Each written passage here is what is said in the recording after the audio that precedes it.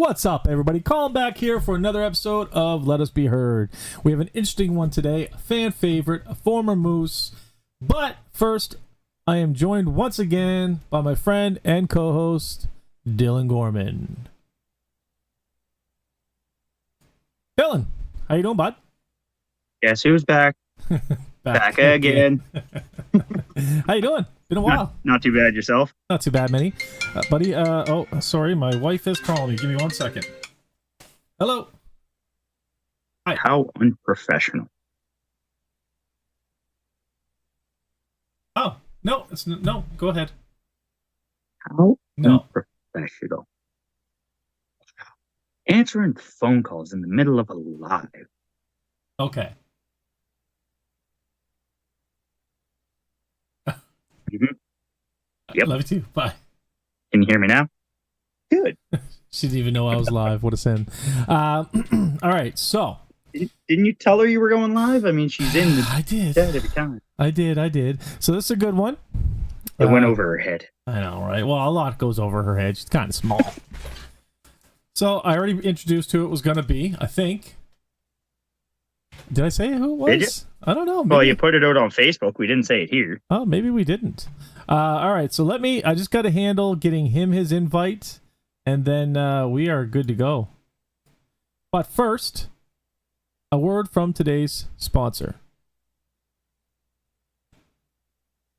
Hi, Moose fam. Are you like me and have an insatiable sweet tooth? Well, lucky for you, there is a local company who specializes in pleasing your taste buds.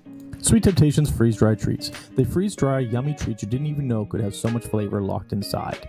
And with most bags selling for only $4 to $8, the price point is just as sweet. Jell-O, ice cream sandwiches, marshmallow bananas, and of course everyone's favorite, Skittles, in a variety of flavors. Don't worry, they're not forgetting about the healthy treats. Freeze-dried fruit. Whether they're for yourself or maybe you just don't know what to get that special person for Valentine's Day, Christmas, or their birthday, no problem. Just request a basket, let them know your price point or budget, and they will handle the rest. You can find them on Facebook at Sweet Temptations or email at sweettemptations902@gmail.com.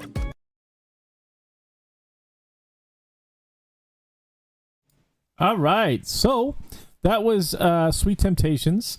If anybody else wants to get their company on here and have me make a commercial for them, just hit me up.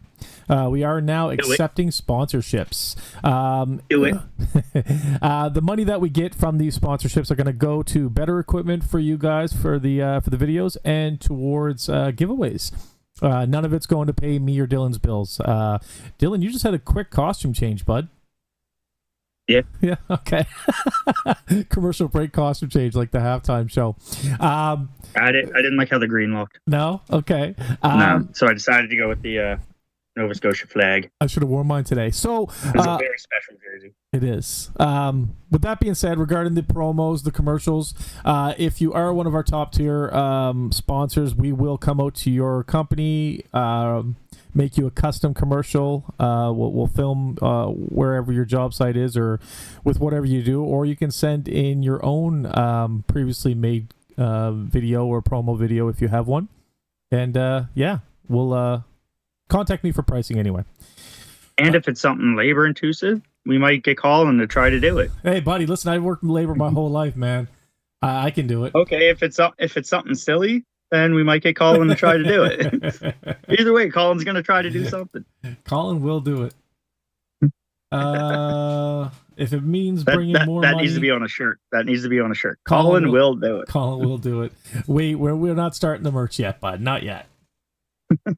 I don't even have my chat docs up. Sorry, people. There's nothing in there yet. Okay, good. So the very first shirt needs to be blank from YouTube's The Moose Fans. Hello, my name is blank from YouTube's The Moose Fans. Oh, Dylan, you're too much. All right, I gotta. You wanted me back. I know. We're just waiting on Swan to join, so have patience. I'm gonna put some more links out, and yeah. See, I'm typing on the wrong one. There we go. Moose said season tickets. That gets an invite. That's a thing. It is. So while we're waiting, Dylan, we just got some really cool news, didn't we? We did. Yeah. Just got to confirm timing. You got a what? We just got to confirm timing. Timing? You're talking about what you called me about, aren't you? Yeah, we got a confirmed guest. Yes, but we got to confirm the timing of it. Sorry. I thought you said we have a confirmed timing.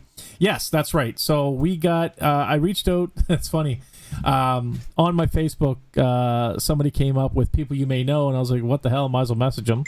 It was Dom Descharme. So I messaged him on the former head coach.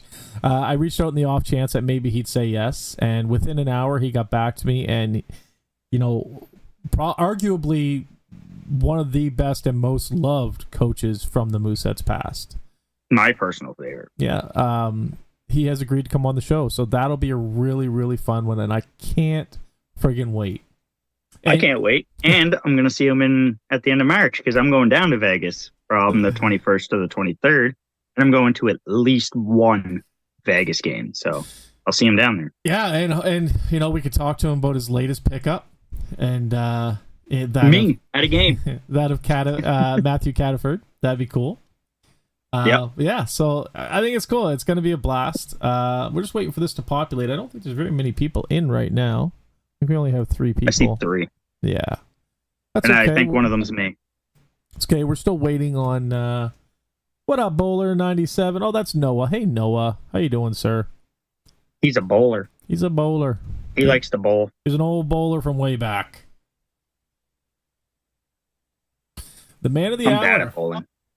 Mr. Bryce Swan. How you doing, sir? Good day. How you doing? Not too bad, man. Not too bad. Thank you so much for agreeing to do this. Not once, but twice, because I had to cancel on you last week. No, no hard feelings. No hard feelings. So you were a fan favorite. So I have a bunch of people who can't wait to see this interview. They've been messaging me on Facebook. I do have one question in particular I'm going to ask from a fan right now, if you don't mind. Yeah. So Hank Williams, love the name by the way, wants to know how you felt during that hat trick in the 6-2 win in Game 1 over Victoriaville. Yep, that would have been my last year in the queue, my 20-year-old one. I mean, anytime you get a hat trick, obviously you feel pretty good naturally. I don't know. It was just kind of like that you gave me. It kind of ties into it actually, but felt pretty good. It was coming off, and I was going to talk about it. If you're going to ask those questions, I'm going to talk about it. But Bryce, I gotta interrupt you because we can't make out a word you're saying right now. Okay. I don't know if it's echo or what it is, but there's big reverb. Yeah.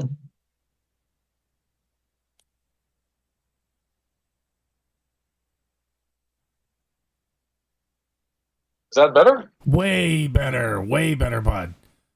Yeah, I don't know. Technology's hit or miss, right? As you're probably Oh, trust us. We know. Ask Colin how many times. Every second or third guest that we have, it's either, oh, sorry, I wasn't recording. Oh, can we start over? I didn't hit that. Should I be asking those questions ahead of time? No, we're live streaming, so it's all good. Okay. Oh, did you hear anything I said? Not a thing. No, it was very... we could hear words, but it sounded like somebody was talking in the room with you. Okay. Yeah, so the question regarding... That was my 20-year-old year. First game of the playoffs at home, obviously. We won the division that year.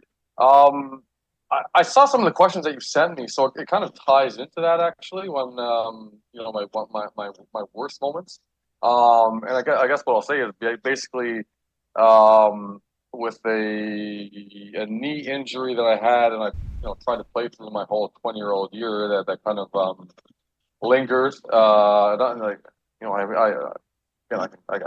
get into it now, get into it later, but It felt pretty damn good, I'll just say, after everything I kind of went through, mentally, physically, to kind of, come out strong. And honestly, if you look at my stats more the second half of the year, end of the second half and into the playoffs, like I really started taking off, and it kind of probably, I wish that was the pace I had all year, but I had a really bad knee injury that I played through the whole year. A lot of people didn't know about, not even Anaheim. Long story there. I can get into it during the podcast with you guys, or now, whatever you want. But it felt pretty damn good, Hank, to score a hat trick first game of playoffs for sure. So you were injured. Now, did the coaches know you were injured? Yeah. So, I don't know if you've ever heard of him, but Tim Cranston, local legend in the Halifax scene. I'll just say absolute scumbag. Wow. So yeah, he was my former agent. And even like during my draft year, that was a pretty tough year because I only played half the games. If you want to check the stats, I only played half the games, and literally the day before they announced the top prospects game, and this is kind of a cool story actually. The day before they announced the roster for the top prospects game, so I was on the roster. I fought the Sunday afternoon game. I fought a gentleman by the name of Matt Marquardt, who played for the Moncton Wildcats, big left-hander, got traded to Baie-Comeau, a 20-year-old, and actually became really good buddies. But we got enough to jolly old hockey fight, and I broke my thumb. So I actually had surgery, had a pin in it. So Tim, like this crazy, I don't know what my language barrier is here. Be you, man. Be you. That's what we're looking for. Yeah, so he was like even telling me as my agent, like the person like guiding my hockey career, like Bryce, like we're going to send you the game still. We're going to put you out there. We're going to bring a doctor with you. He's going to shoot you up. He's going to take the pin out of your like, just like the most ludicrous things that you can think of, right? And here I am, like 17, 18 years old, however old I am, my draft year, like very, I'm essentially putting all my trust into this guy, right? Like, like this makes sense. So, I was lucky enough to go and talk with Bobby Smith. Bobby since sold the team and left, and left a great legacy, obviously. But yeah, he did. He just said to me, Bryce, like, just he's crazy, man. Like, just focus on you. You're going to come back stronger than ever. Just kind of give me the pep talk there. And then I just because there was no way you could go and do it. But anyway, what's cool about that is that my replacement for the top prospects game was one Claude Giroux. Claude Giroux? No way. So he wouldn't have played in the top prospects game that year if I didn't get injured. Wow. So what you're pretty much saying is Claude Giroux has you to thank for everything that he's done. Everything.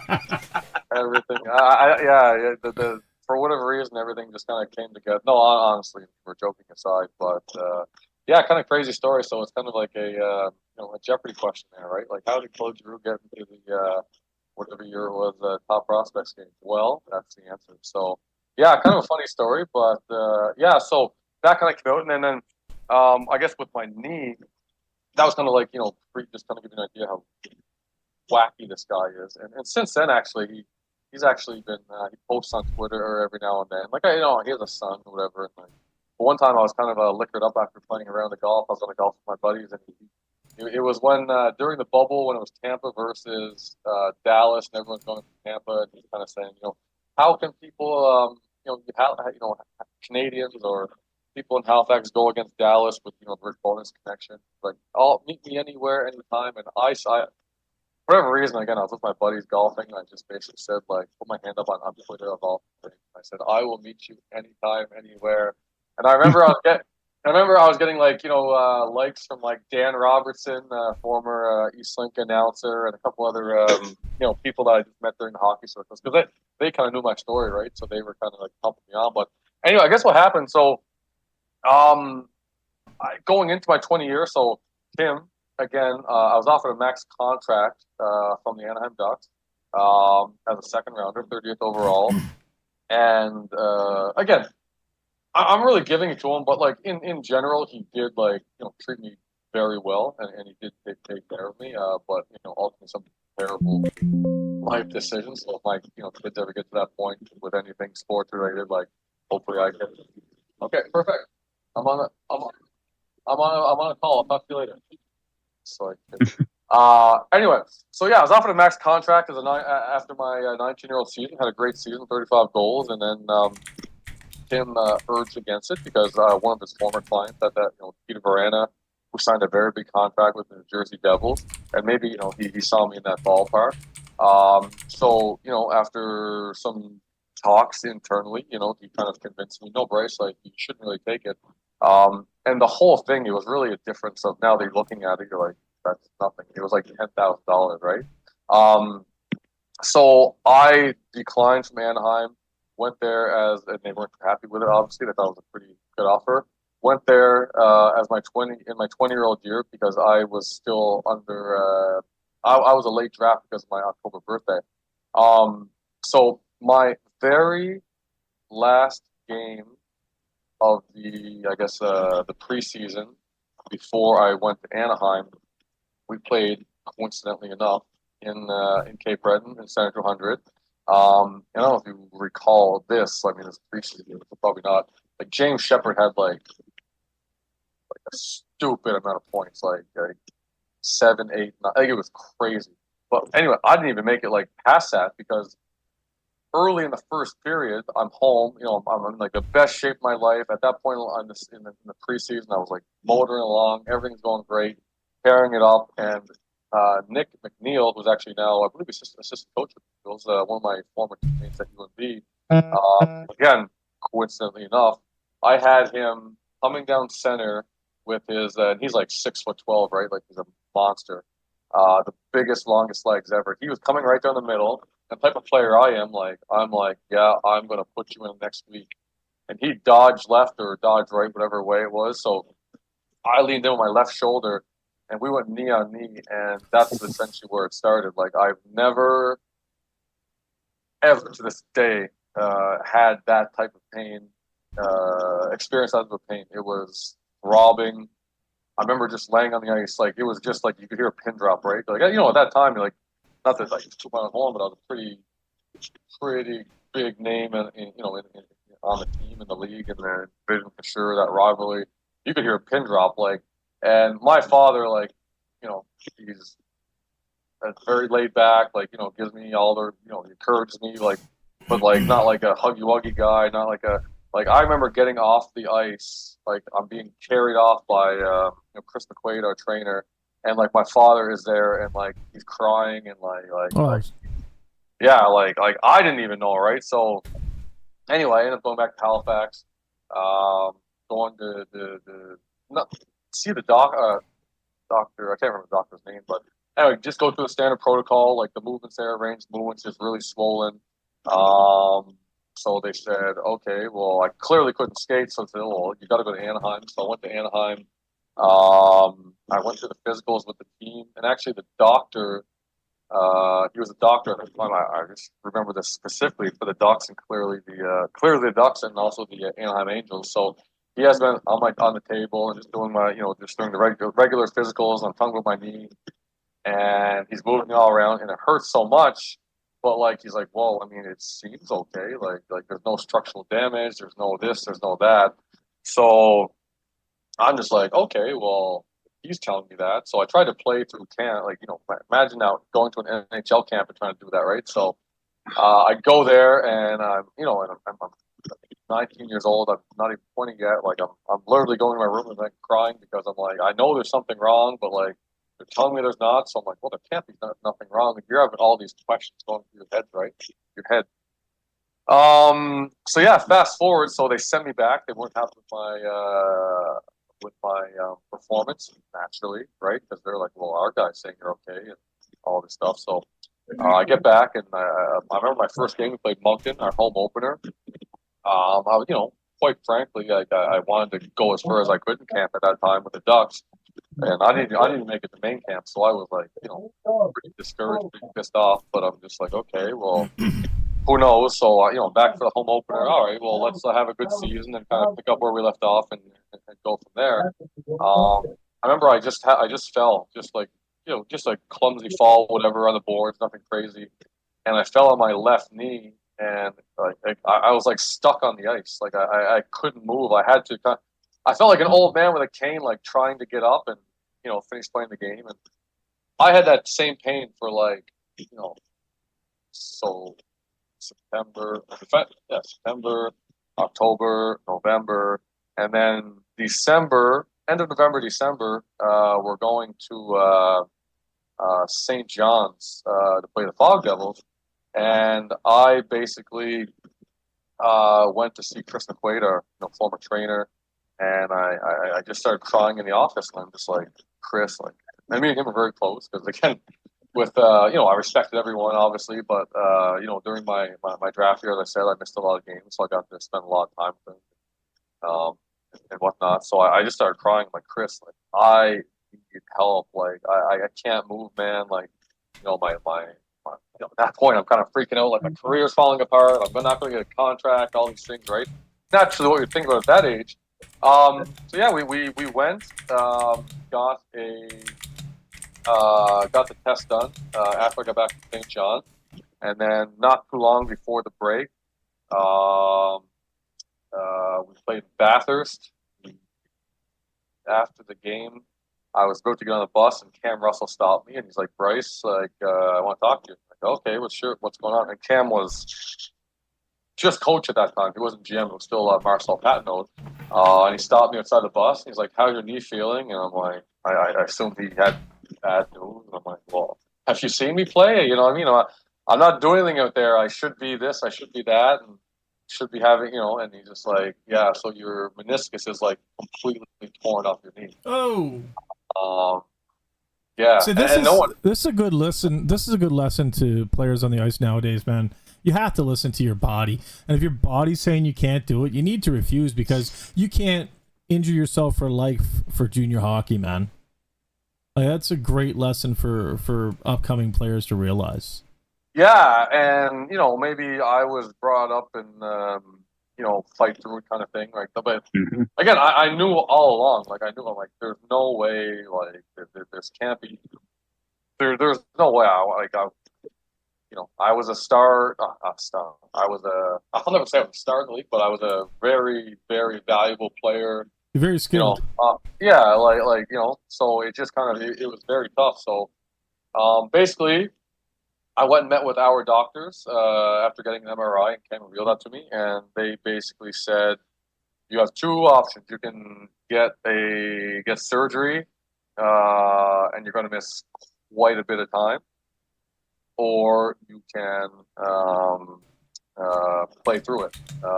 And again, as I mentioned earlier, second half of my year, things started to go better. So basically, he's saying, like, the worst is by you. Now it's basically just like the scar tissue there.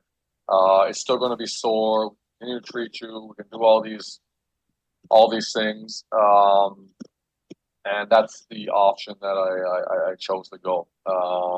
And because of it, like, again, like, I had a great half of the second, maybe last quarter of the season into the playoffs. Like I was actually like myself again for the most part, maybe 85% of what I was or what I could have been or should have been. So, yeah. And then basically going back to scumbag Tim Cranston, him and actually Marcel Patton recommended that I kept this from Anaheim.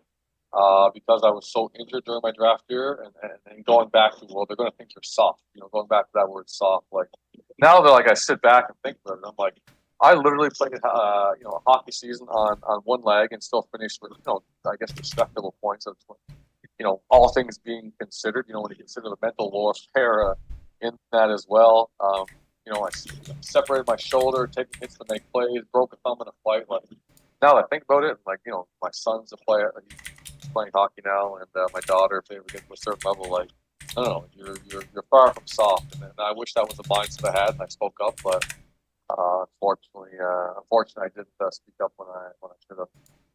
So, is that your knee injury? Is that something that led you to go more towards the university side of it, or were there other offers from Yeah, like NHL?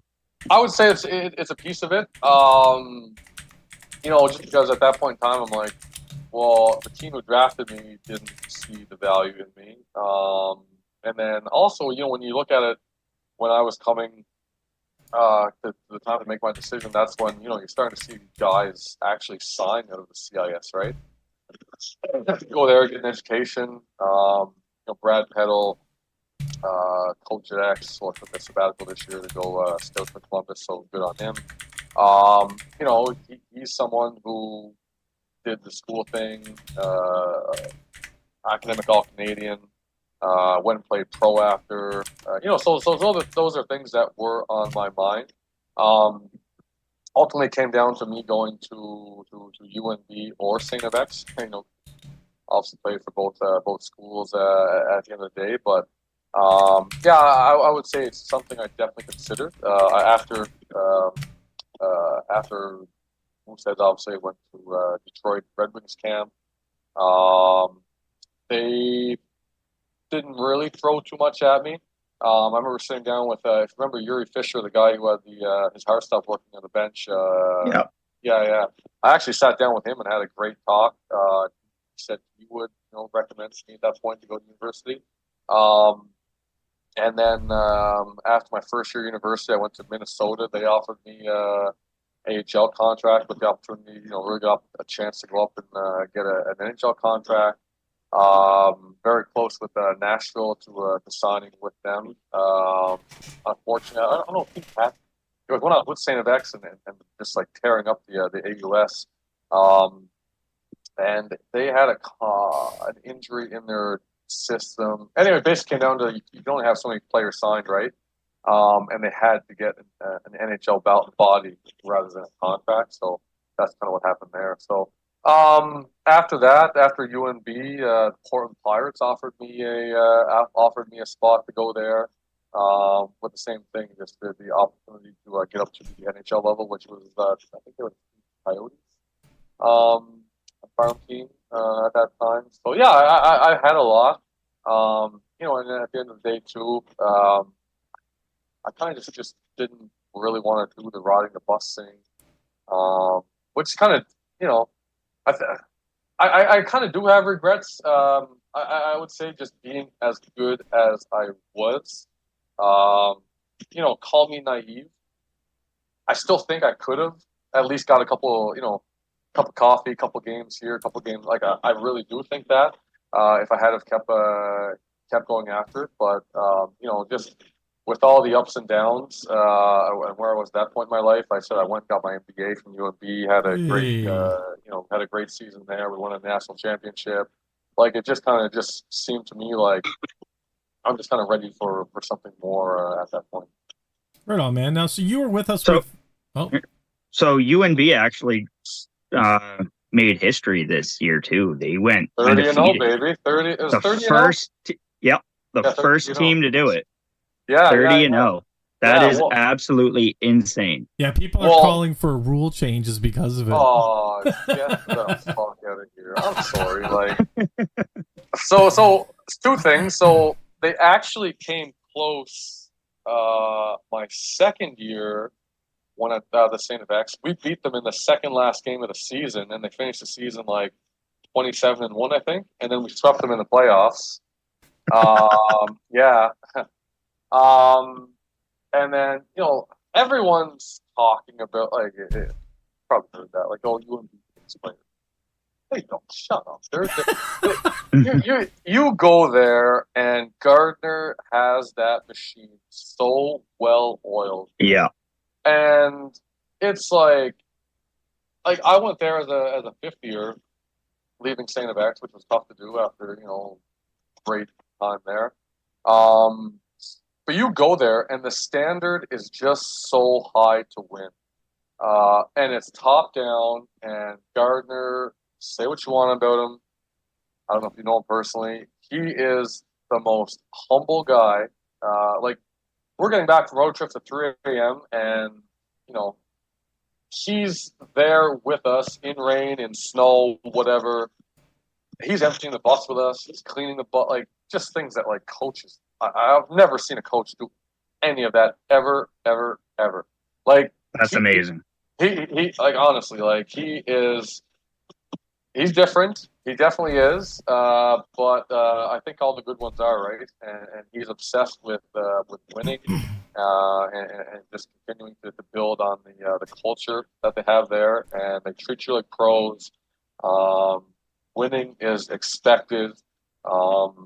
We never lost 2 games in a row. I think we lost maybe 5 games total all year, 6 including exhibition. Like we had a really, really, really good team. And if you lost, like you felt it in the room. And then like the next game, you're like, we can't let this happen again. Like you feel like you owe it to the guy next to you to make sure that you don't lose another game. Like you have to be dialed, and you can't get comfortable. And it's St. Vec sometimes we go on a weekend and we win a game and then you lose the next one because there's a down, or you win 2 games and the next weekend you lose. Like no. At UNB, like we were. I remember one time he had like video up, like we were on like a pretty good heater, and maybe he thought we got a little comfortable. He had like on the jumbotron at the Aiken Center, like these clips of like just errors on the ice, and like he would just call it a guy. All right, come here. Look, what'd you do? Down and back. Well, sorry, the whole team like down and back. So like everyone's paying the. But again, like we won the national championship, and I can. He's still like he messages me to this day every now. Like when I had my first kid, he messaged me and said, "Congrats!" Like only ex-coach ever had who's done that for any of my kid. Like he's just like a really genuine guy, and it makes a big difference too. Like you said, if he was there unloading the bus with you, no matter what the weather, that makes you want to play for him even harder out there because he's in the trenches with you, and you feel like that. Well, yeah, for sure. But I'll say, like I think he's like a Phil Jackson protege, right? Like he uses like kind of mental warfare. Like there's like after that, like like we hated him. We're like, fuck you. Like what the fuck? We're winning all these games, and you're out here making us skate. But like it's kind of like he uses that to like create cohesion within the team, right? Like I'm assuming, like I don't know, like I had 1 year with him, and it was great. It was different, but I loved it. And again, like I wouldn't be surprised if he's in the Hall of Fame someday. To be honest, I said that to some people before, and they said, "Man, you're crazy." I'm like, I think there's a coach from the University of Alberta who's in the Hall of Fame. If I do, I believe so.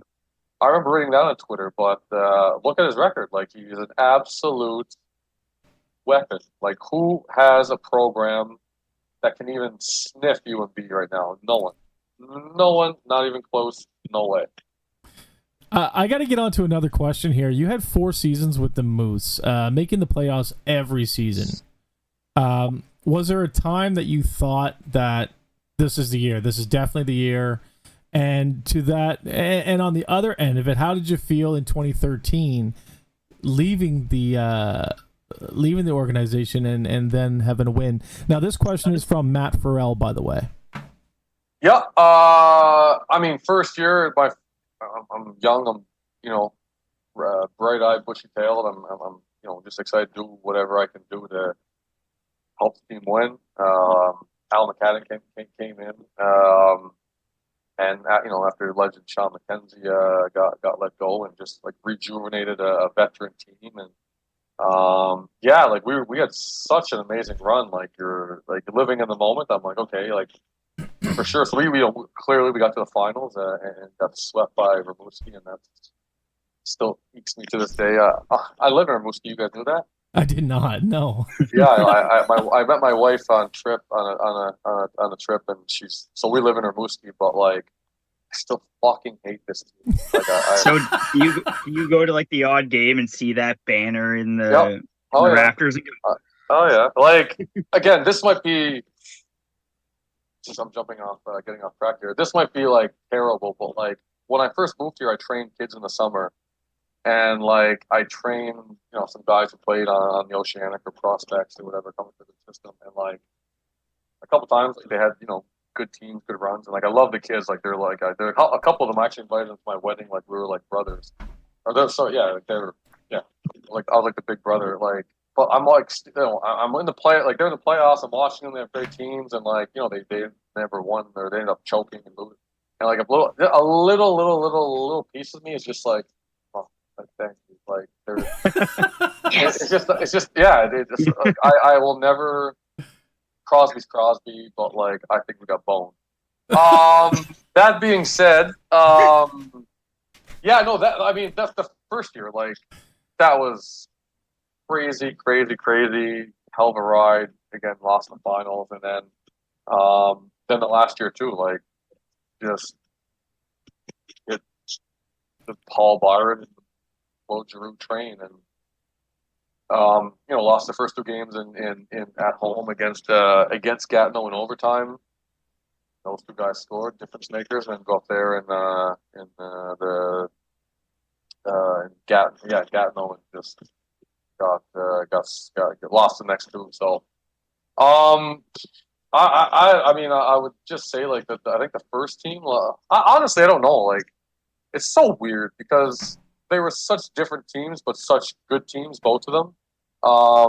Maybe when I was a rookie playing with veterans like Jimmy Sherrill, Alex Picard, F.P. Gannett, Marc-Andre Bernier, Rain Carnegie, Franklin McDonald, Jeff McCall, Peter Varane, Young, like all these guys, like, I'm just looking at them just thinking like these guys are awesome. But then then it goes by quick, obviously, and then I'm a 20-year-old, and then, I'm leading the team, and you think you're well on your way, and then this hockey happens, right? So playoffs, they come and go quick, obviously. So I don't know. Both I think hurt differently. After the first one, I'm like, okay, like I'll definitely get another chance because in my head, I always had like the junior hockey cycle, like every year. And you can kind of see, after the drop after that championship or the run to the championship, and then you kind of see that you're slowly starting to build something. I'm not felt traded for a guy, like Guillaume Monet, Mona, PJ Corsi, and like we're getting all these pieces, and you're like, okay, like we're gonna be something, right? And then obviously it didn't work out. So at the end of the day, only one team can win. And another interesting fact for you guys: during my 4 years, every year I got eliminated by the eventual President's League champion. Rimouski, year 1. Year 2 was Moncton. They won the league. They beat Quebec, and then they lost in the NFL Finals to Quebec. Year 3 was Lewiston, who won, and then they went to the Cup. Year 4 was Gatineau. Well, I'll tell you, there's something to be said about losing against the best team. You know what I mean? I don't mind losing against the best team. If you're the better team, you're the better team. But losing against a bunch of tin cans, it's a different story, right? Oh yeah, no, for sure. Totally. And then I'm talking about how quickly things can happen. Like the first round of my last year, like we were up 2-0, absolutely smashed Victoriaville, and then it was like a 2-3-2, right? So we lost like the next 2 games there, right? But they just came to work, and we did. And then obviously game 5, we put it to them, and then game 6, we smashed them again, right? So, you just got to be ready. Like there is no way around it. It's just kind of crazy. Like it's fun to have these conversations. And I obviously invite them in a group, and anytime I can talk about who said it's a lot of fun, to reflect on all those years. So you touched on when you first got to where you're at now that you were help training and everything. Yeah. Are you still involved in hockey like today? Like what are you up to currently? Oh, you went like this. So I'm a hockey dad as of this year, so I have 2 kids there. So I'm into it every weekend. It's just kind of, I don't know what you guys call it in Nova Scotia now, but here it's called like Mag 1. So we're like we're like U13, U8, U7, that type. Yeah. So we have like Mag 1, Mag 2, novice, and then it goes like U9, 11, Okay, I know what you're still low. Yeah, young. we're like as low as you go, but it's fun to see the improvement on the kids every time we get out there. I'm not leading the practices. I don't want to do that right now, but by all means, I have no problem to go out there and help out, kind of run drills and whatnot. So that's kind of my, I guess, involvement with my kids in hockey. But I don't play anymore. I haven't played a hockey game in like 5, 6, 7 years. Don't want to do that at all. If I played senior, just kind of I played garage league after that, but like I don't know what I don't think the garage league is like that at home, but like they're so serious here, and like What's garage league? You like beer league? Like beer it's league. like beer league. Okay. Yeah. Sorry. So yeah, like guys are crazy, like, and it's always like the little guy with the cage on, like again, like I played 5 years in the what you guys refer to probably as the Quebec Fighting League, which is really underrated hockey. So like and I fought a lot of tough guys there. I loved fighting at the end of my career, just to kind of after a long week of work, you kind of a good way to let the frustration out. Well, your last year with us, you had over 100 minutes in the penalty box. Yeah, I started. I wish I actually. I don't really have any brain damage. Obviously, we're seeing a big thing going on. Not that I know of, anyway. So you're seeing, so like, maybe I dodged a bullet there and got lucky, but just too many guys out there just kind of running around, and it's not really my thing. So I'm actually probably my biggest regret in hockey now that I reflect is not starting sooner. I'm a referee. Oh, cool. So I started about 3 years ago, and during the COVID, so it's kind of like almost a terrible time to start as well. Just because there's no training, no in-person training, no money. Well, I mean, just obviously a background and willingness to learn, and I was studying this. I studied the rule book like inside and out. So I'm actually being evaluated next month to be a linesman in the QMJHL. Oh, nice. So that's awesome. Not knowing that you were a referee, that actually makes me want to. Just a question popped into my head. Does that, now that you're reffing, does that give you a lot more respect for the refs that were and are in the queue? Like, obviously, you get upset if they miss a call and stuff, but now that you're on the other side wearing that jersey, are you seeing it more so from what they've seen and everything? Yeah, big time. Like, it's crazy. First off, like, so many parents, coaches, God bless them for being volunteers. They don't know a fucking thing with the rules of hockey. There's so many. No, like, if you're laughing, it's true. It's so true. It's so true. Some of the stuff is just like ludicrous, like what they think a rule is, interpretation of a rule. Like, I'll give you an example. I was reffing under 18 minor hockey tournament here, and like Florida State 5, for example, like coming up in a high stick, like literally like from the rafters. So immediately, you just go talk to your guys. Okay, we all saw the same thing. We're good. Okay, so I'm the head ref, so I wave it off, thinking nothing of it, like clearly. So I go to see the coach, and he just doesn't understand. Like, he's slamming the door, and I'm like, sir, like, it was clearly above in hockey camp it's the shoulder, right? Like in NHL it's crossbar, but anyway, there's clearly above the shoulders. And he's speaking in French, right? He's like, "Call this a tabernacle." He's like, he's like, but the score is 5-1. The score is 6-1, and I just had a grin on my face. I'm like, the score of the game is irrelevant. Like, he hit it down from the rafters. Like, what are you talking about? And just stuff like that, right? Again, actually, there was another minor hockey tournament, played at the Colisée, and I was doing the opening match. It was beautiful, actually, really cool experience for the kids. Again, it was under 18. It was the highest midget level, except if you go to like midget AAA in the region. We're 4 guys on the ice. Myself, another guy with like 30 years of experience, and one referee was in the queue, and another guy, like a really, I'll say, experienced crew. Just a simple play, like a guy goes stick on stick, he's defending, he's doing nothing wrong, stick on stick with a guy and he breaks a stick, and Hockey Canada by the book, like it's 2 minutes, right? So I saw it, so I raised my arm and called a penalty, and then clearly the coach didn't like it, crowd didn't like it, and this crazy fan, like I don't know if his kid was on the team, like he came running down from the top of the Colisée and like was hanging over the boards, frothing at the mouth, like again they were yelling at me. And to be honest, like I'm 36, like I don't care. I know I'm a good referee. I know I'm going to, hopefully if everything goes well, get to the Q next year. So like, sir, what you're doing, it has no effect on how I'm going to call the game. You don't scare me, like nothing like that. But like I can see how easily that could intimidate.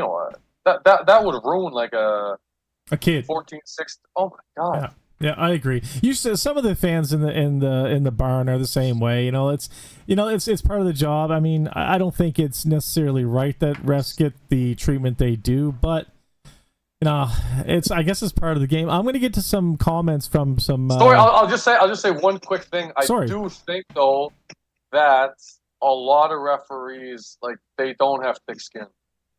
So like when you start booing them or chanting refs, you suck. It's like it's rough. It does not necessarily the fans, but like the players, the coaches, right? Like, like for example, I had an instance where like it was honestly almost like the same play as a broken stick, right? Came to find out. So I called the guy for a penalty. Came to find out after that the player with the broken stick, like he snapped it. Right? He was testing his stick, and the linesman heard like a big crack. So he, and then like essentially broke it. Then the guy put his stick and it broke, right? So, I came to learn like, and the force that the guy touched the stick with, I saw it, but I'm like, there's no way that slash, the force of the slash could have broke his stick. But like at the same time, like by the book, you got to call it, right? Yeah, so it's two hands, and you know what I mean. But so I called it, like he's motherfucking me, but like that's an example. Like I'll eat it because like I'm like I can't decide if that force broke it, yes or no. Like I don't know. Is it a borderline call? Minor hockey, yes. When you get to pro, like you don't have to. There's a different set of rule books, rule book to follow, rule guidelines. But like anyway, he's giving to me, and like I'm okay with that, right? But like I'll sit there and I'll eat it. Yell at me all you want. I get it, no problem. Motherfuck me all you want. That's okay. I know other refs would not be taking it as much, and they're probably calling sportsmen or whatever. Yeah, it's awesome. So they do a Ask the Moose thing, and they asked one kid it was Braden McPhee, who's currently on the team. They were like, "What's going through your head, and what are you saying when you get a penalty?" Because he's always doing this, right? He's always moving. This is on the big screen in the building, so obviously you got to be kid friendly. He looks at the game and goes, "Oh, thanks for the question. Great question. I'm usually talking to the ref, telling him how great of a call he made and how good of a job he's doing there." That's usually what players say to us. So Chris says Kendra knew something was wrong with your knee. You were one of her favorites, one of her boys. She followed your career. I'm not sure if you're aware or not, but she's since passed. Of course, yeah. She was the best. Yeah, she had a lot of people knew and loved her in that building. She gave the best hug. She was an amazing person. That's awesome, man. Tom wants to let you know to not sell yourself short, that you are a star. Crystal wants to know what your favorite fan participation moment was. So, like going out to schools, blood drives, or maybe just signing autographs after the game. What was your favorite thing to do with the fans? Honestly, I think I took it for granted sometimes because I've never seen to that level. The Moose Mania or the Booster Club, the Moosters. Yeah, the Moosters. They came a lot of times to a lot of road trips, but literally like when you walk out of I'm assuming it's still the same setup. I don't know. When you walk out of the room going to leave the ring, where the players come on the ice, there would be like a barrier there, fence, and We always had our Sharpies, and we go around after every single game. And I just thought that was so cool and so unique. Like I said, just every other rink to play in, like you're leaving the rink too, and like, you don't really see that. Yeah. I'm not saying it doesn't exist, but like in Halifax, like obviously some games more than others. There would be more people there depending on weekend. So since COVID, they've really started toning down the signatures afterwards.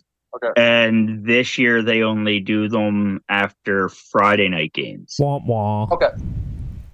Yeah, like it is what it is, I guess. When we talk on that, but that was cool. Like honestly, like you really felt like you were someone, even though you weren't. Did you go bowling with the Moosters? Probably. I'll say yeah. I know we did stuff. I'm 36 now, right? So that's over. You're still young, bud. Yeah. That's like say call it 20 years ago. Like I don't remember every interaction, but I like the Williams sisters, Karen and Jana. They were like they were amazing people and very special to me when I was there. They were always there with the Moosters and everything. Like they were. I thought that was fantastic. I really did. And there's still a lot of the same fans that are in the building today. As like Krista's here in the chat, she's there every game. Hockey Mom still sits in the same spot down at the bottom every game. Lindsay and Steve's in the chat right now. Lindsay and Steve are in the chat. They were out there. Tom Burgundy or Tom Tom Bulger.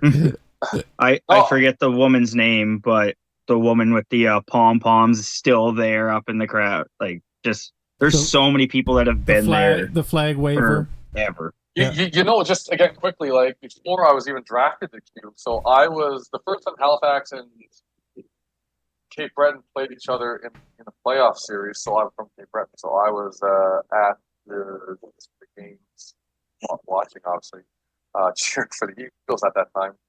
It's weird to say, but I remember at that time, like seeing the Mooster Club there, like cheering on, the Mooseheads. I know the Eagles didn't have anything like that. I just always remember being so fond, and I guess just like really taken away at how passionate the Moosehead fans are. I'm happy that hasn't changed. I know there's times where, and we've done it. We've gone up to Moncton this year, and we've had almost 100 people there, and we were louder than their entire building. Oh, it was always so like that would be an insane feeling. You go to an away building, and your fans are louder than their fans, or you have more fans than they do there. That would be absolutely insane. And like the games that we won, the Moosters always stuck around and like cheered us as we walked out. Like these are all. We still do all that. We don't have a Mooster Club anymore, but we still organize and go up on our own. We got a bus going up to Moncton on the 19th. Now, we're not going to be able to sit behind because of the buses, but we still do it. We just don't have the Mooster Club anymore.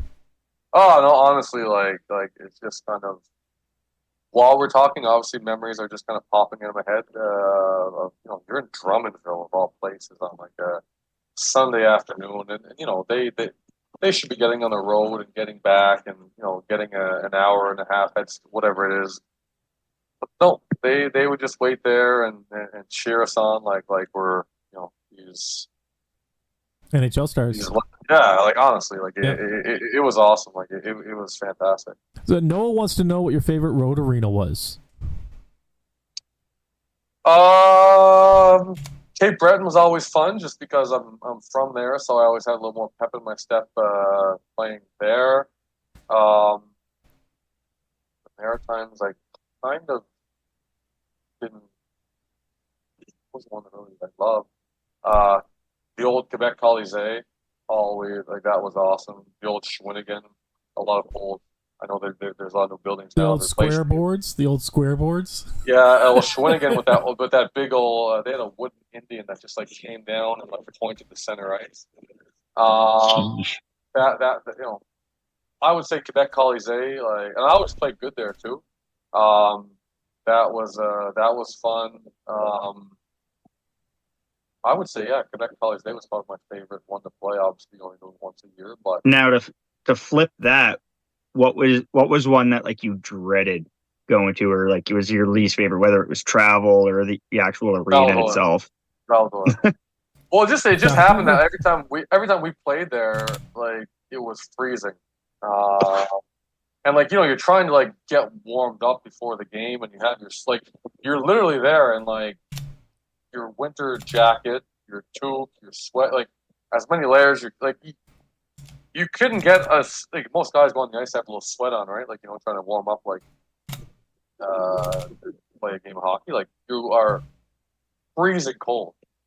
Like no fun at all. Like it's terrible. And actually, like in going just referring to CIS, like St. Thomas Arena, that's where the Saints don't exist anymore. Stu Tommy, same thing. So in the queue, 100% Val-d'Or. As far as coldness, Roy and the Rand of Val-d'Or, same thing. Like they're only separated by like an hour or whatever it is. But like Roy and the Rand, like it was actually like warm in there, like weren't like freezing cold, like you were. I can't underestimate that enough. You're freezing cold. So I don't know if they have a new rink. I think they do. I know Roy and the Rand does, don't they? I believe so. They do. I've never been away. I've never been away, so I have no idea what anybody owes. You're not missing much going up there. You're good. But yeah, those were some places that were. So, do you have any words of advice for players coming up, junior players coming up, and rookies in the QMJHL? Just any bit of advice that you can tell them to make their journey a little bit easier. Oh, I would just do what you've always done. Be open to be coachable. Definitely. Again, it's kind of contradictory, but like you were chosen for a reason to be on the team, right?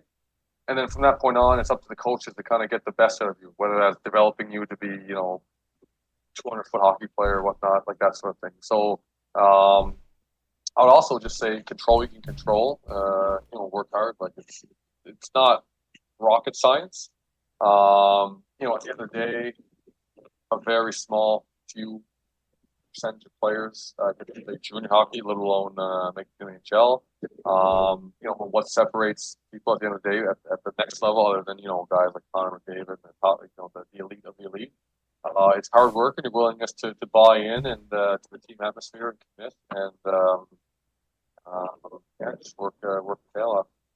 I don't want you to think I'm rude when I'm looking away. I am listening, but I'm trying to field questions and go through our questions. I didn't even notice. No worries. Well, I'll watch it later. I'm like, God, I look like I'm being rude, but I am hearing everything.